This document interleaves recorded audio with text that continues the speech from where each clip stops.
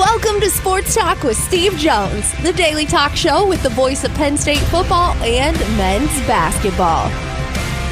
You never know what special guest may stop on by any given day. Now here's the man of the hour, Mr. Steve Jones. Yo. Are you Dick Girardi? Yeah, man.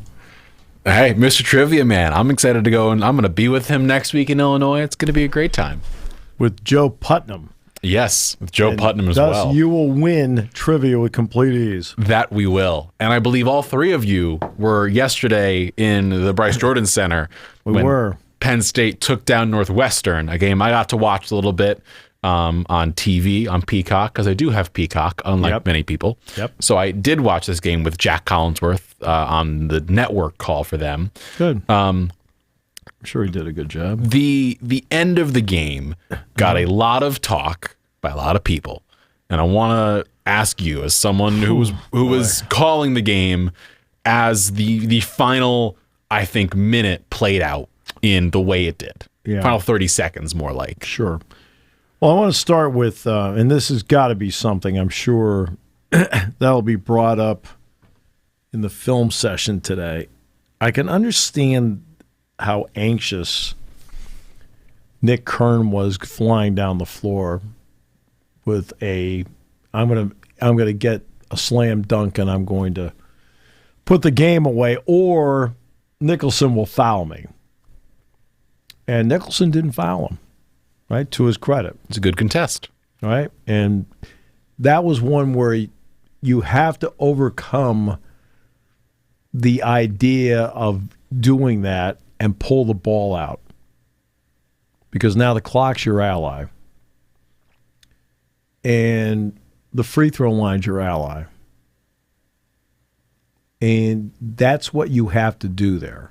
And look, and Nick's an experienced player; he knows. And when Mike brings it up today, Nick's going to be the first guy in the eye now. But in the moment, I understand in the moment. Yeah, in the moment he went for Tyrese Mills should have gone down in the end zone the last play against Boise State, even though it's a 17-point game, right? Because you're told to go down. No, not Tyrese. There we go. Yeah, James, I'm guessing in film, or someone's going to say, hey, Tyrese, go down. So same Believe thing. me, you don't think Dex is telling him, Anthony Poindexter? Of course he is. Same thing. Right, so there's that. Now we get to the goaltending call. Let's start with this. Okay? Mm-hmm. DeMarco Dunn's the one that allegedly blocked it. It was an incredible block. Right? He's not over the rim. No. This isn't Yannick. Mm-hmm.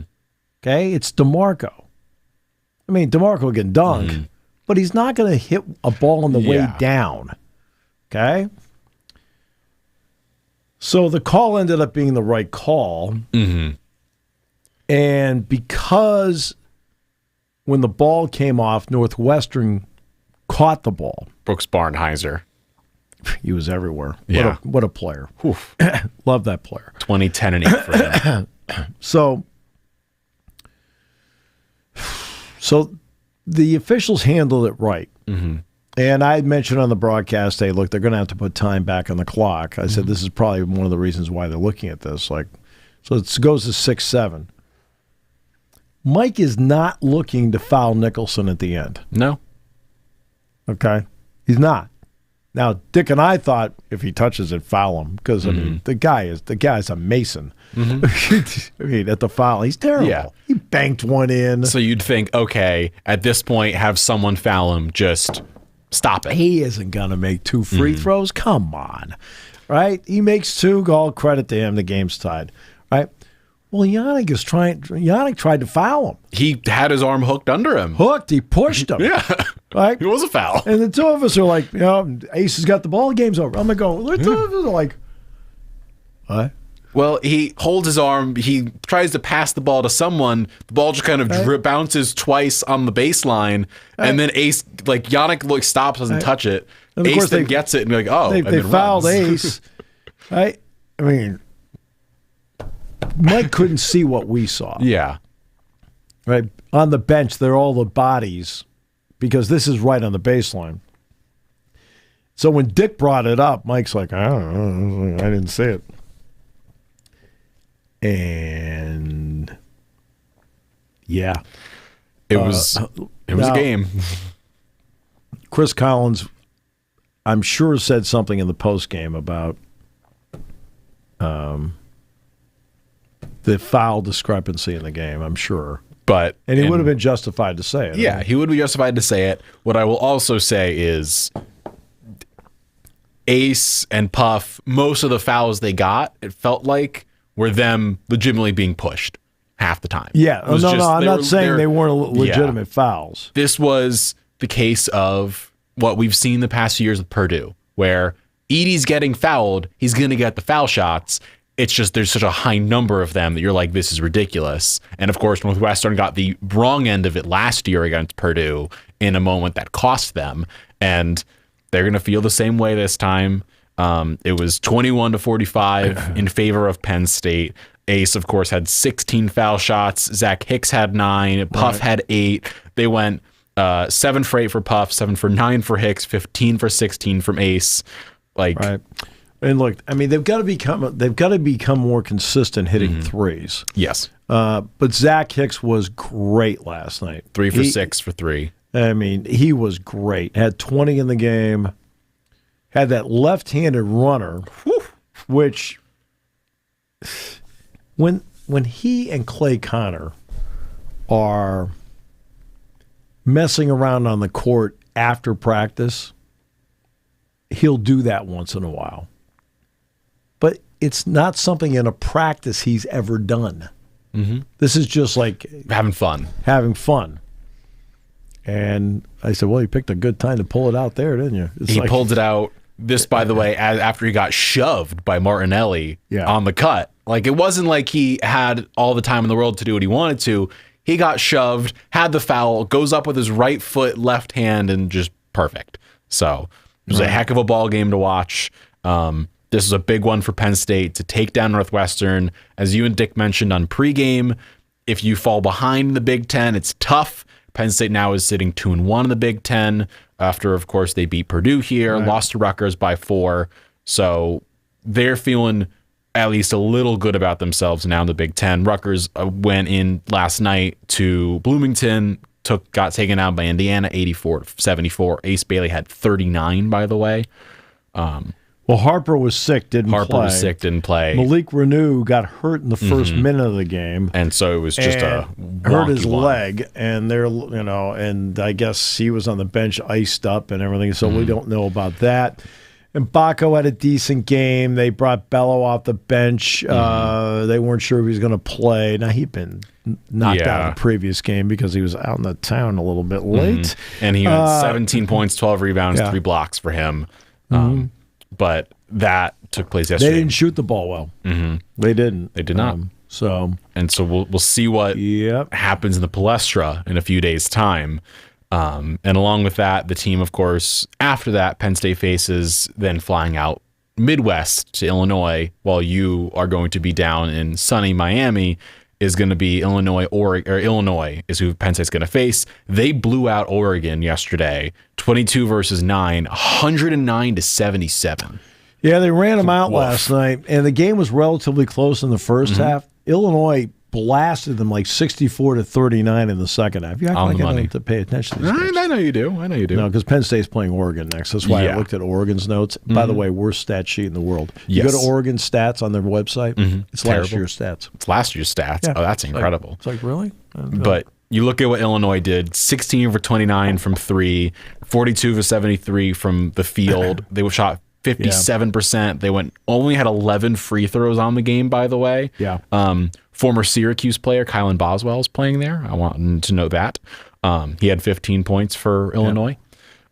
So just a big game yesterday, a bunch of big games all throughout the Big Ten last night. Penn State now sitting 12-2 on the season, going into this Palestra game against Indiana. The important part was they won a home game. Yes, 9-0 at home now. This deal coming up with Indiana's also a home game. In conference play, it's like tennis. You hold serve by winning home games. You break serve by winning on the road. So you have to keep holding serve here. And then you go to Illinois and roll the dice so you can get it done there. This next stretch is big, by the way, for Penn State. You look at the teams they're facing. You have Indiana on the Palestra, Illinois in Champaign, Oregon at home, as you mentioned, Michigan State in East Lansing, and then Rutgers again here, if you can try and tie that up 1-1. Right. And then you're at Iowa. So it's a gauntlet coming up. Right. Big Ten plays here. That's right. It's real. Yeah. So it should be a big game there.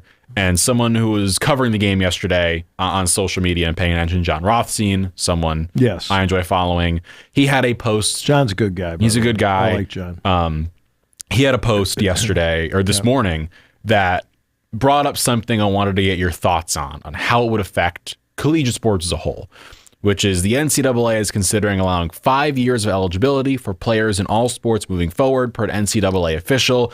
The topic will continue to be discussed in early 2025. This coming from John Rothstein this morning, 9:36 a.m.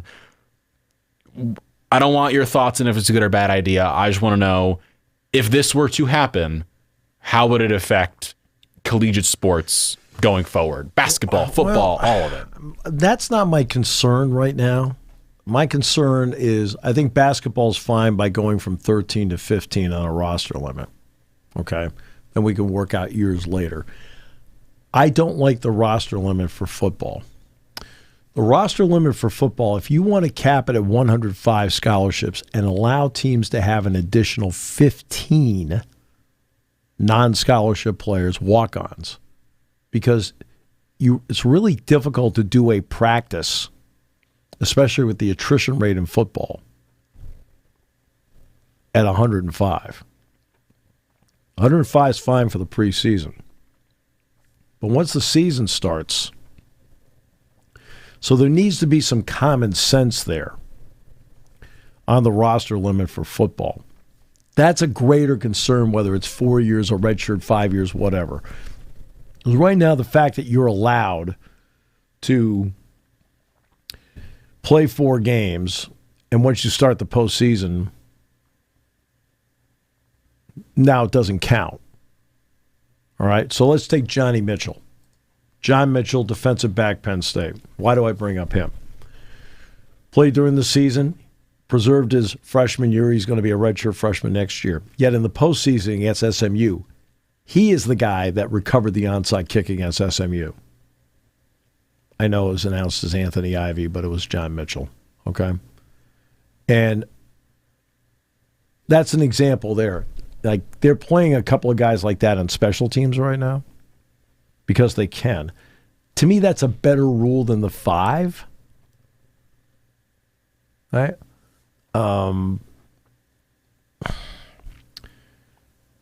You're really held, as a college program, held more hostage, whether it's football or basketball, by the collective bargaining agreements and the pros.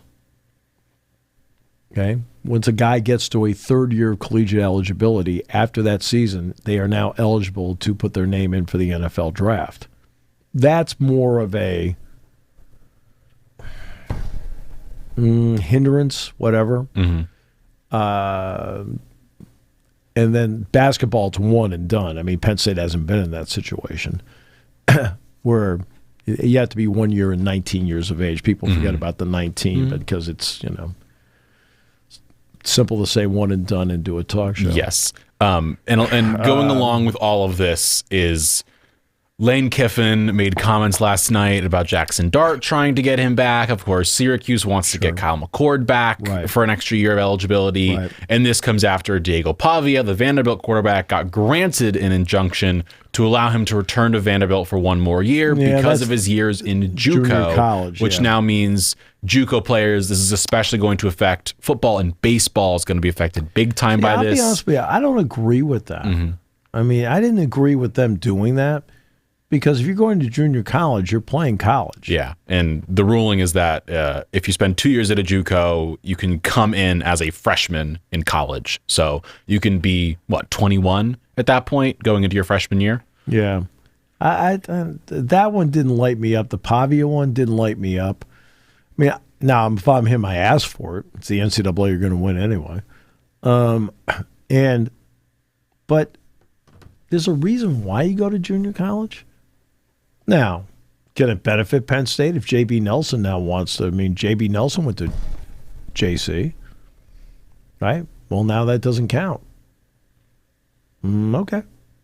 So, I mean, so it could benefit Penn State in a situation like that. Tyrese Mills, okay, who had the interception to end the Fiesta Bowl. Tyrese can come back. I'm just saying.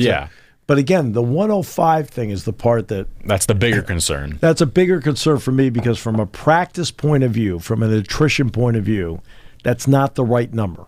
Because, again, that's a roster limit.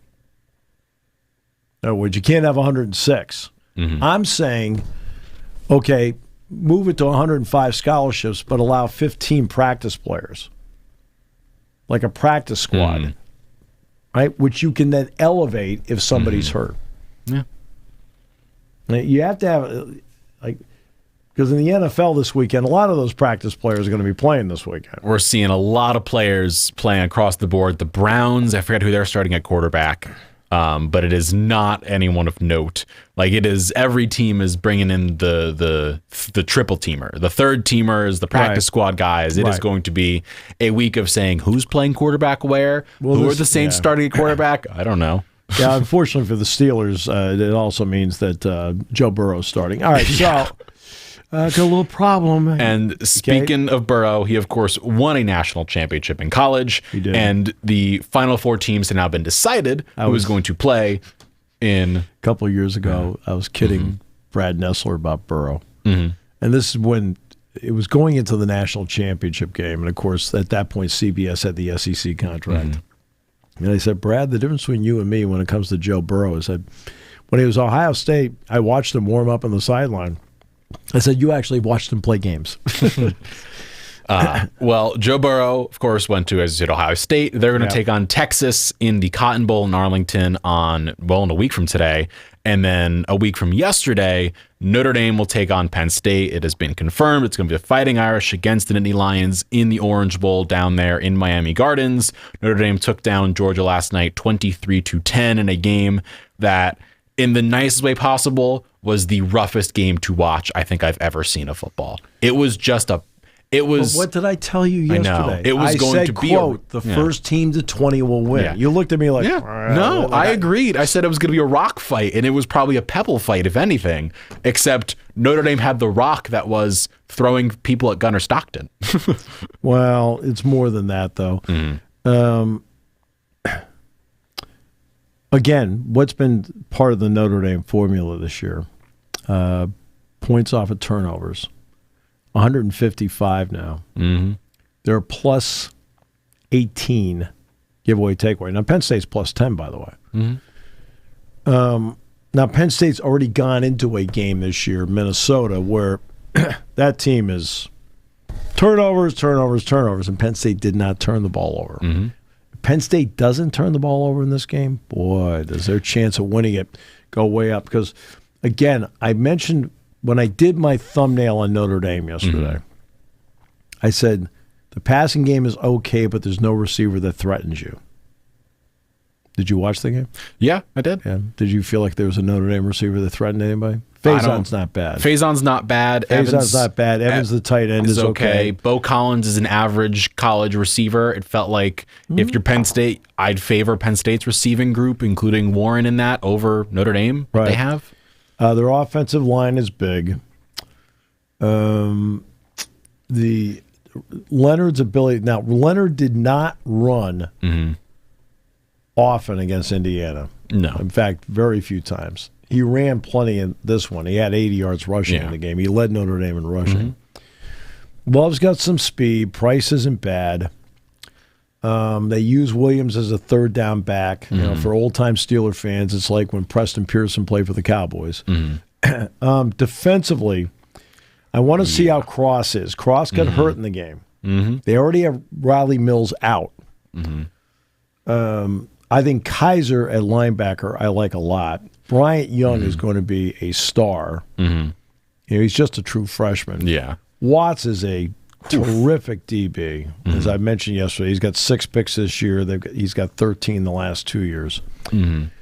Tuihalamaka is the guy who I liked yesterday, 44. Yeah, he was good. And he played well, but that's the one tackle spot for Georgia that was extremely vulnerable. Their left tackle. Right? I mean, and Tuihalamaka took him apart. I saw Landon Tengwall, your student, former Penn State player, who we hear here on the pregame show for us on social media, being like, I would have loved to see Abdul Carter go up against that guy on the left tackle for Georgia. And I was like, that's mean, Landon. Like, it was the soft spot of that Georgia offensive line, and Notre Dame's defense knew it. So yeah, and their special teams. They blocked, I think they blocked 3-4 kicks this year. Now, he had 2 running into the kicker penalties. Bryce Young ran twice in a row, by the way. Right, twice in a row. But the kickoff return for a touchdown. Harrison, it's the 4th time in his career he's taken one back. When he was at Marshall, he took 3 back for touchdowns. And look, this is a 3-3 game in the waning moments of the first half. Okay? Yeah. And then the place kicker who had been struggling is no longer struggling. Mitch Jeter. Mitch Jeter, the transfer from South Carolina. Because he was, against Indiana, he was he 3 of 3? He was 2 for 3 against Indiana. 2 for 3. On the season, he was 8 for 15. Yeah, so he's 2 for 3, and he was 3 for 3 last night, right? Indoors. Yeah. So he's 5 for his last 6, and he looks confident. I guess his dad's a chiropractor. Yeah. Dad came in, straightened his back out, and away we go. I don't know if we can rent the guy. So the punter, Rendell's okay. You know, Hurleman, the punt returner, is okay. But Harrison's exceptional. I mean, Gabe, wind up and kick it as far as you can. Yeah. You got to move that thing down. Don't play any games with that guy back there. Make him start from the 25. Now, if Gabe's kicking off a lot, that's a good sign. And I also would suggest Penn State should be ready for the rope-a-dope act that is going to be the special teams offensive flipping. That's what got Georgia yesterday with Marcus Freeman. They flipped the special teams, the offense on a 4th down, got Georgia to fly off sides into neutral zone, and all of a sudden it was pretty much the end of the game there. So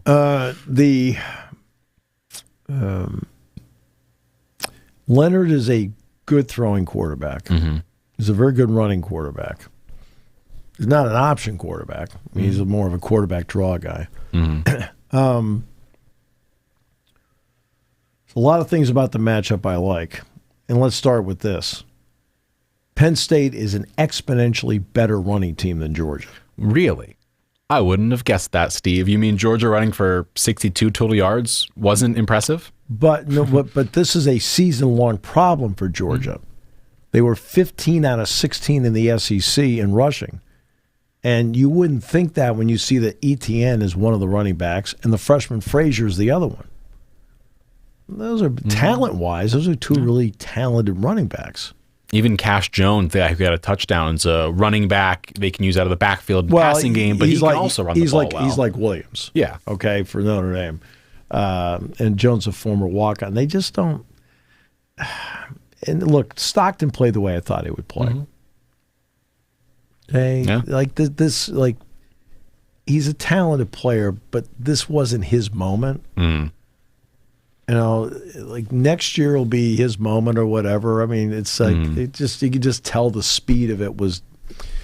Yeah, you know, and it doesn't help when you're facing a defense like Notre Dame's who got pressure every play. But Notre Dame had a whole week. You know, my apologies. Notre Dame had 2 weeks, 2 weeks to prepare for how he plays. Okay, they weren't caught off guard like Texas was, because Texas prepared justifiably for Carson Beck. Okay, and then suddenly Beck gets hurt in their game. Stockton comes in. They weren't ready really to play against that style. And now you've got this. There were some people, the SEC had requested this game get flipped to Friday. What the hell are Greg we doing Sankey here? Just knock it off, okay? Notre Dame had 2 weeks to prepare for this game. It got moved back 1 day. Well, they played on the Friday night game. Well, now Guess what today is? Today is Sunday. Okay? Mm-hmm. The game is Thursday, which is Saturday. It's a normal prep week. Mm-hmm. But, I mean, come on. You do this every week of the year. Come on. Yeah. It's just knock it off. Everybody tries to make a big deal out of every little thing that happens. Okay? A tragedy happened. Mm-hmm. Awful. There are 15 people that are not coming back. We will never see them again. Their friends will never see them again. Their family will never see them again. They can't sit down and have a conversation, a hug, something. 15 people. There are countless others in the hospital. When they kick off a football game is irrelevant. Okay? They did a great job with security. They played the game. The vast majority of people, I mean, the Super Bowl was almost filled. Mm-hmm. Okay? When they play next week's game, I don't care. But it's a normal preparation week. Mm-hmm. Penn State traveled back on New Year's Day, had yesterday off. They're going to practice today. Okay? Mm-hmm. It's a normal prep week for Penn State, and to be honest with you, it's a normal prep week for Notre Dame. Mm-hmm. I mean, they got back to South Bend last night. Mm-hmm. Right? So I don't know what Marcus Freeman's pattern is. I don't know if they go Sunday off or if they go Monday, or I don't know how they do it at Notre Dame. I have no idea. But you know what? They've known for 2 days who they were playing. Mm-hmm. You don't think there was an entire staff getting ready on Tyler Warren, Katron Allen, Nicholas Singleton, Drew Aller tape? Mm-hmm. I mean, come on. Yeah. And this game is... But again, there are bigger things in the world. Yeah. When it comes to the matchup, which you mentioned a little bit, already talked about it a tad, we'll break it down throughout next week as well. But of course, it's going to be a weird week because of travel, with everyone being gone, left, right, and center, all of us on different flights to places. I saw a lot of people talking about how Notre Dame should cakewalk Penn State. And I said, in what world? Because everyone was like, Penn State's got the same type of offense Georgia has. Georgia, as you mentioned, was playing with Gunnar Stockton, a backup QB. Yeah. Their receivers drop every other pass, it seems, and they have no run game. I'll say this, Smith. Yeah, Arian Smith. Is, speed upon speed. I know he has drops, but boy, he would have been the guy that would have worried me about only because of the speed part of it. He would have worried me, and that would have been pretty much it. But all of a sudden, Notre Dame... Faison's a good receiver, but Penn State's faced better this season. They faced the entire Ohio State receiving group. They're all better. I'd put most of Oregon's receivers above them. Like, I don't know what we're doing here. Like, they're a really good team. They've got two great running backs in Jadarian Price, Jeremiah Love, but they both couldn't get much yesterday. They combined had 56 yards. The quarterback thing is something that, okay? Drew Aller is not Gunnar Stockton. No. You're in for a surprise. Yeah. Right? Like, he's not going to run like Riley Leonard, but he throws a better ball than Riley Leonard. And also, he can still scramble. He's not running like Riley Leonard is, but he can still at least get out of the pocket. It looked like Gunnar Stockton didn't want to run half the time. He was scared to. Right. So, just looking at this comparison, the conversation, it is absurd to me, and everyone freaking out about it. Like, currently, Notre Dame is favored by sports books. I know we don't do sports betting here, that's fine. That's fine. They are favored in this matchup. Yeah. Which no, that's fine. It's a point and a half. Right? That's fine. I could care less. And the big question mark, which we still don't know about, we probably don't have an answer. My guess, just from the outside looking in, as we know you have more knowledge than I do on things, my guess is we won't find out about Abdul Carter until Wednesday into Thursday. That's my assumption. But Abdul Carter is currently having fun on social media. He posted a photo yesterday of him in the Darth Vader Bacta tank, healing up like Anakin Skywalker does as he becomes Darth Vader, and then posted a photo of him in a hot tub or a cold tub, one of the two, watching the Notre Dame Georgia game. So I think Abdul Carter will probably try and play regardless of what's happening to him. And I enjoyed that on social media. I think everyone else did. You are smiling, enjoying yourself. It was fun to see. So shout out to Abdul having fun on social media. I'm here for the fun. I'm here for the joy. Like that. That's what I like on social media, Steve. Like things like that, where people saw it and were like, oh my gosh, is he like gone for good? No, it's him posting a Darth Vader thing. You know what I enjoy about social media? What do you enjoy? Not being on it. All right. It's a good thing to enjoy. Not being on it. It's a good thing to enjoy, Steve. No, not really. And it does get to a point where I tell you about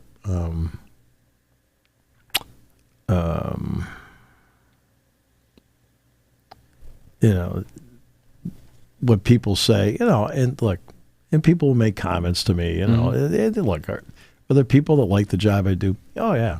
And I'm grateful for anybody that does. Are people think that like I stink? Of course they do. Of course. Jerry Valeri. Do I care? No. Oh, Jerry Valeri? Oh, yeah. I'm talking about it. See, that makes my point. And the other opposite of Jerry Valeri, toughness. The report came out this morning.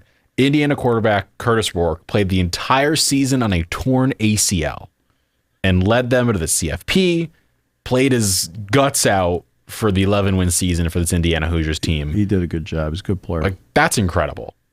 I wanted to shout that out because good job for him. People play in injuries all the time, but a torn ACL is not an easy thing to deal with.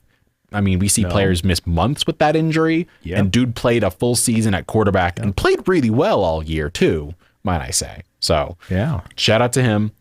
And of course, now we get to the semifinal round of the CFP.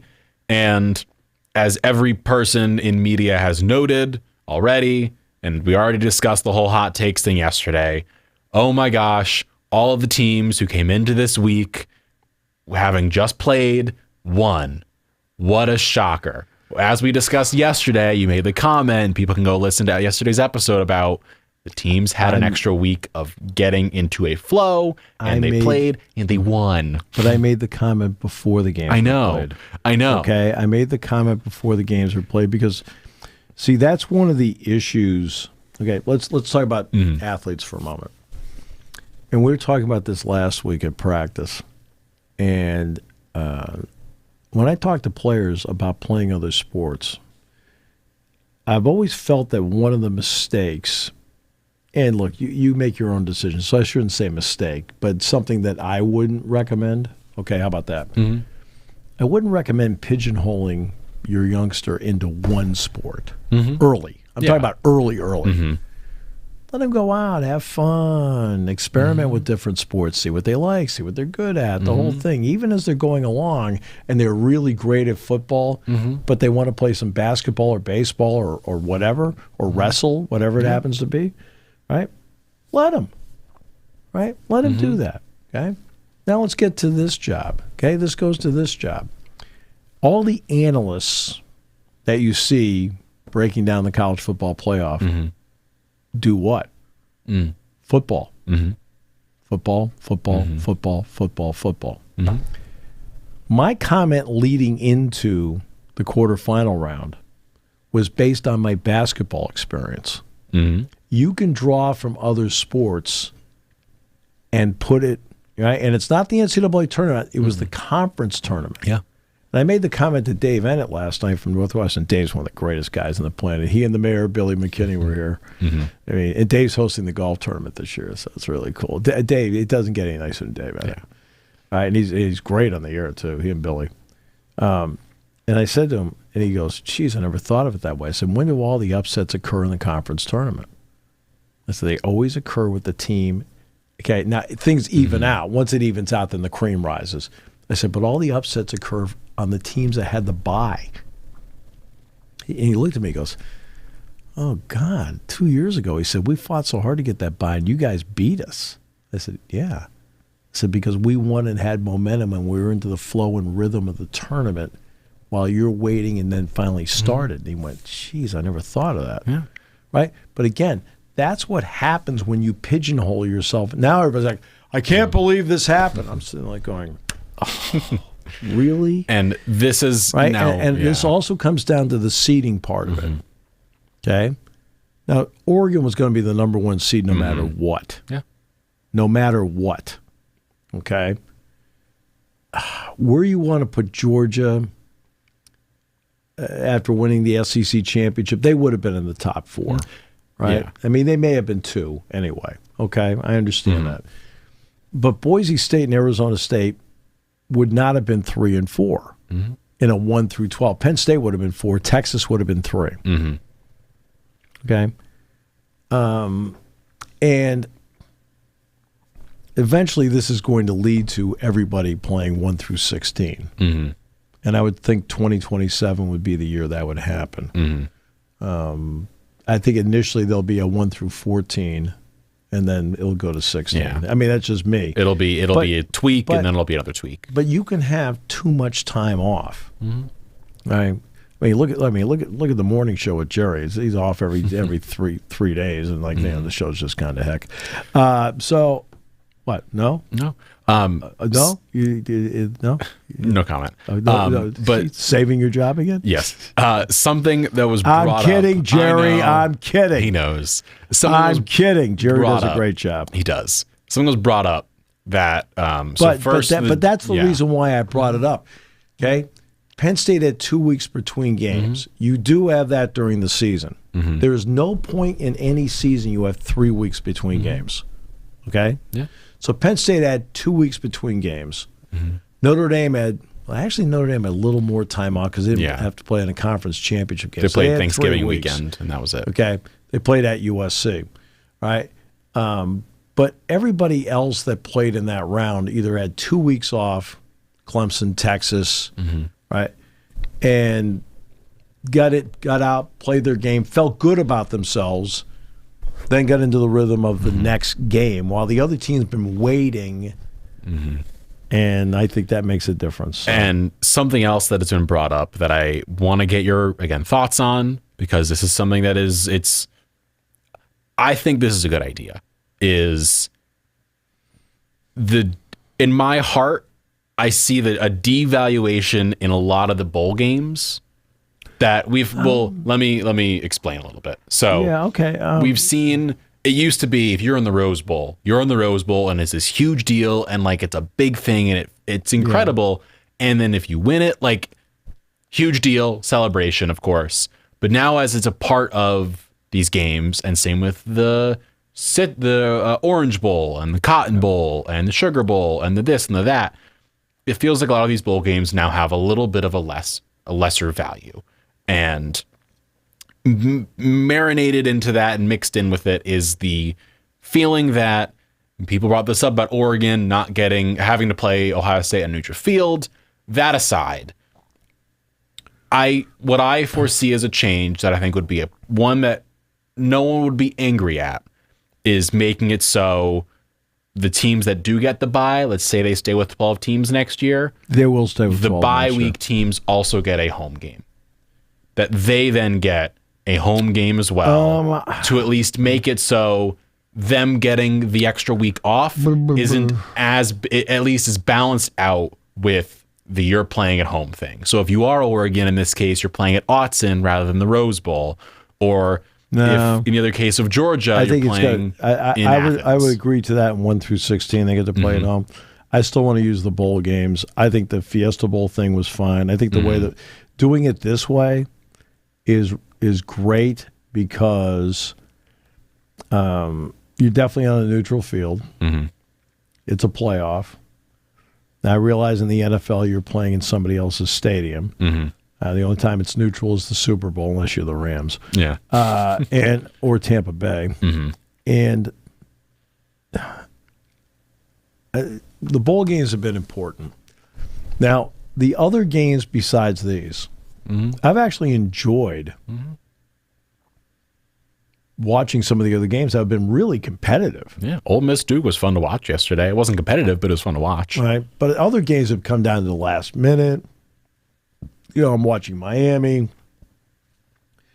play Iowa State. Even I watched Rutgers, Kansas. I watched a lot of bowl games. Syracuse beat Washington State. Continue. But that was a fun game. Syracuse beat Washington State. Kyle McCord played great, but that was a fun game to watch. the 5 overtime game, the 6 overtime game, and the Hawaii Bowl, and what was the 6 overtime game? I can't remember. I forget. It doesn't matter, but they were fun games to watch, and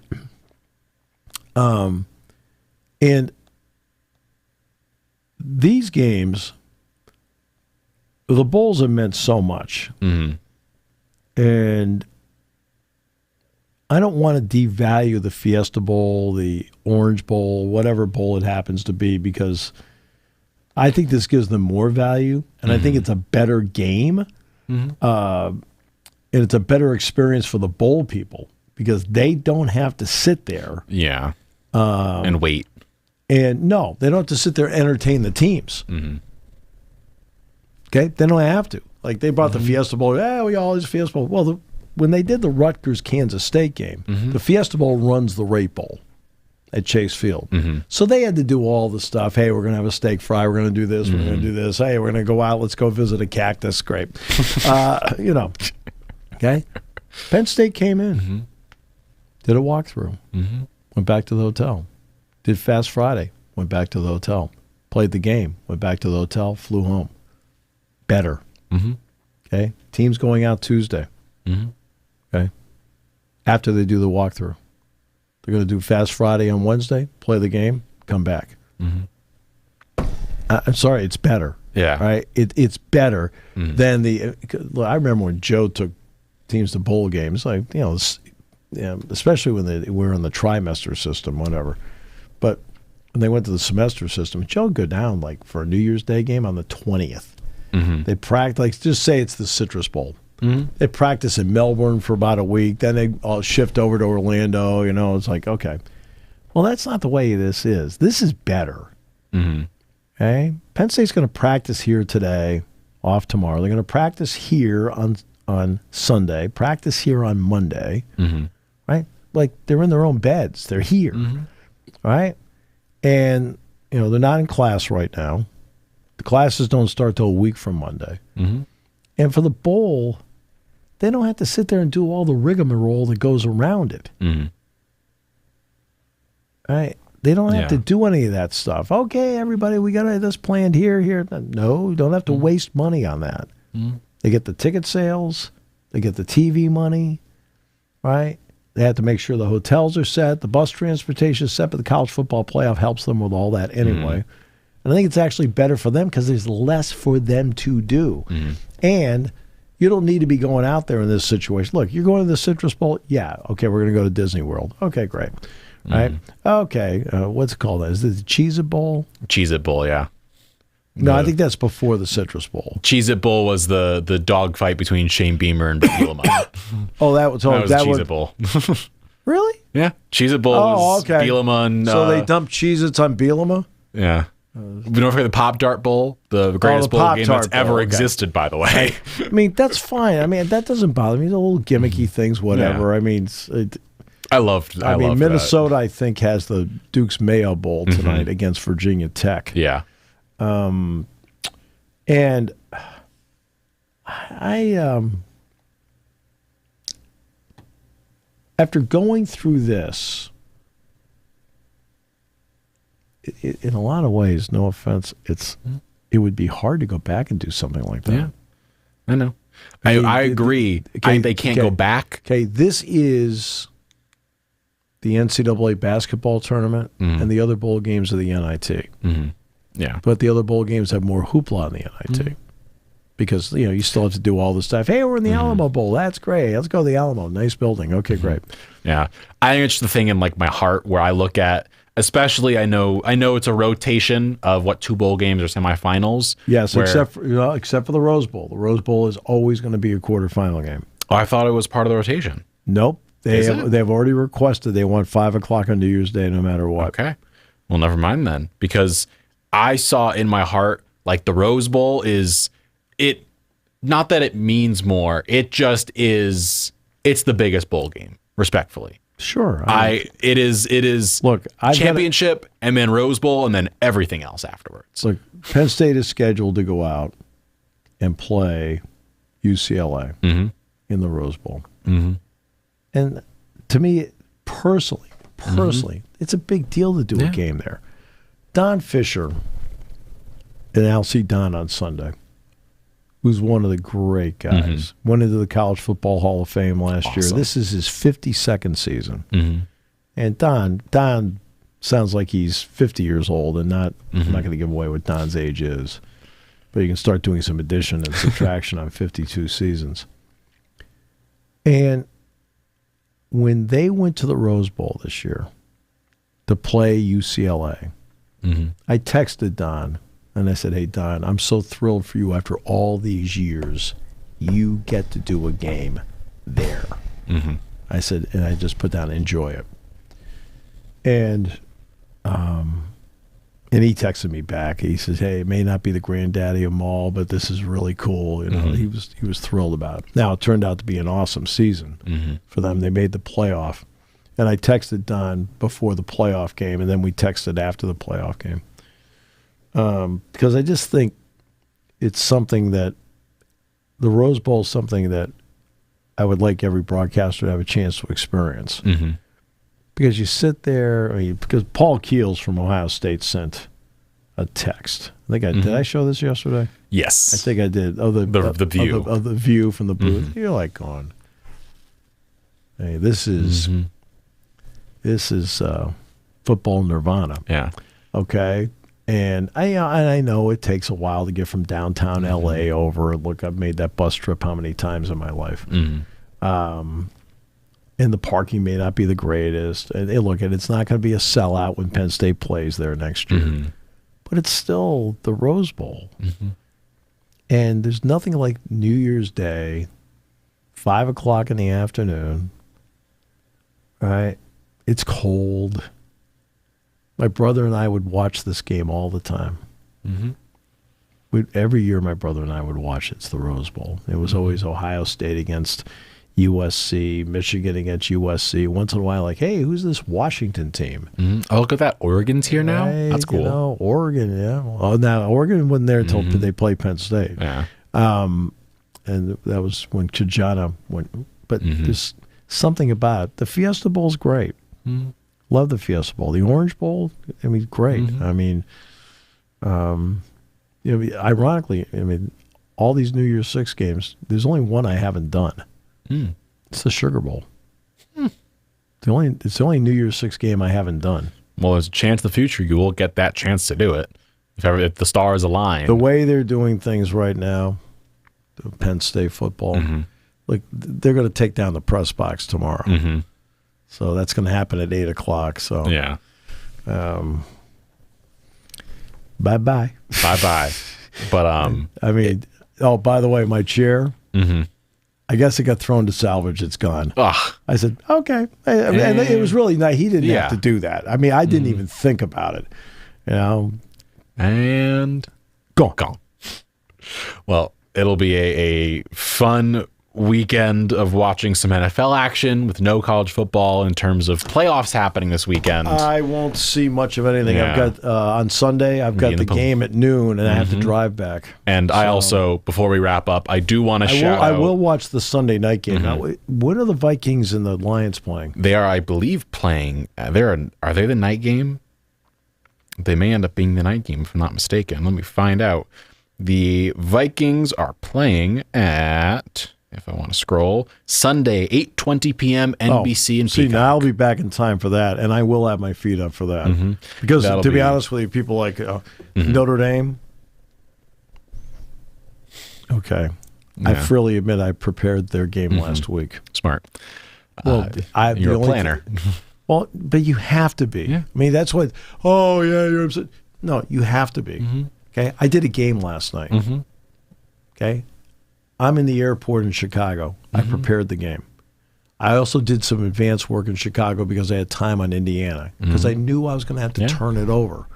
Well, I got Penn State, Indiana done this morning, and I could do it with ease because I already had everything in place for both.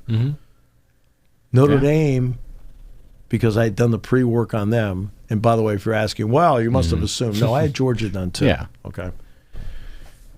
I've got the offense and special teams done. All I have to do is the defense. It's going to take me 15 minutes to do because I'm just updating. Okay? Yeah. And that's how you have to do this. Because I knew I was going to be in a compressed schedule. I mean, this will be the 4th game in 8 days for me on Sunday. Well, what do you just like show up with a couple of rosters and do the game? Yeah, I've heard you just wing it, and Jack's the brains of the operation. Well, everybody know. First of all, Jack is the brains of the operation. I'm hanging on by a thread, so since that, I better prepare more, right? And then next week, I have to make sure I've got Oregon done before I get down there, so I can update Oregon because they play Maryland. They play Maryland this weekend at home. Then I'm not sure who they play at. Let me find out. I think it might be Ohio State Thursday. I think they play at Ohio State Thursday and then come here.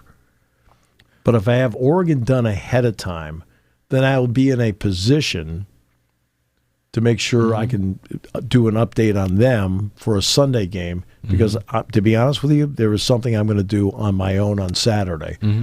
Okay, I have a grandson who plays hockey, loves the Penguins. I have another grandson who just loves the Penguins. Okay, so I got 8 tickets to the Penguins game against Ottawa next Saturday at 4:00, so they could go to the game along with my son, my son-in-law, my daughter, or whatever. Because I thought it would be, and then it'll be, how many grandchildren will I have there? I think I'll have 4 of them there with me. And I did that because I wanted to do something fun for them, something they would love. My older grandson, who's not one of those emotional, is so excited about it. Right? So I want to get the Oregon game done so I can go and have a good time with my family at the Penguins game. And do I care if they win? No, I don't care if they win. And I made a couple calls, and I was able to get something that's going to be special for them. And the people were so nice. But I want to make sure next Saturday, whether I've got a football game to get ready for or not, because I would have more time anyway. Okay, but I got a basketball game on Sunday at 4:00 with Oregon. I want to make sure I've got some Oregon stuff done, so that when I turn it over, I can go have a good time with my family on Saturday in Pittsburgh. Yeah, that'll be awesome. It's because, believe me, I'm going to have a blast. Seeing them have fun is going to be a lot to me. So. That'd be awesome. And you mentioned hockey. I want to give one final shout out here in the show. Oh, by the way, Brian Tripp. Going to be freezing today. Yeah, you know what? Brian and I talked about this.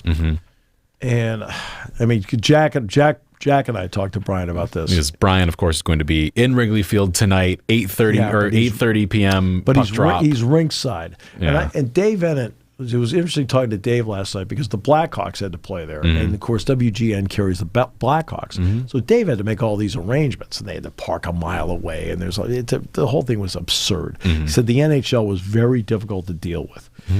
And instead of putting them up in the Cubs booth or up in the visitors, even though you're away from the play, you at least got some enclosure. Yeah. They put them rinkside. Well, the temperature is going to be 15 degrees. The wind chill is going to be below 0. And Jack and I were talking to Brian about, hey, look, get an electric vest, right? I told him, I said, go to Ben and get like a hat where you can cut the ears out to put that on, a knit hat. Because we were concerned about Brian getting sick. Yeah. It's not right what they're doing. No. It makes no sense. It's Chicago in January. Who thought this out? So we're sending our well wishes. And they're to playing Brian Notre Tripp. Dame, by the way. They're also playing Notre Dame in 2 games in 3 days. Yeah, Brian will do an awesome job. It'll be great. The one thing that Brian did do is they got an intermission host, so Brian can go into the dugouts. The NHL did not want people walking back and forth to dugouts during games. Really? You want to know why? Why? It would look distracting on TV. What the heck is wrong with you? A lot. No, seriously. Yeah. There's no common sense. If you're cold and you're not feeling well and you need to go back and get some broth, walk back and get the broth. Okay? Tell the camera people, focus on the ice. It's this kind of stupidity for the show that has no common sense and doesn't take people into account. And I don't like that part. No. I don't. But what I do like is Brian Tripp. Yeah, he's an awesome person. Brian is incredible. what an addition he's been for us on football. He's awesome. Brian's awesome in everything he does. And there's no bigger Brian Tripp fan than me. And the next biggest Brian Tripp fan may be Jack Ham. Yeah. Okay? He's just that good. And you know what? We appreciate him. I can tell you that. Big time. Thank you for listening to Sports Talk with Steve Jones, a 7 Mountain Media production. Come back at 11 every weekday for analysis of the latest happening in the sports landscape. From college football to European soccer, Steve and Kyle cover it all on Sports Talk with Steve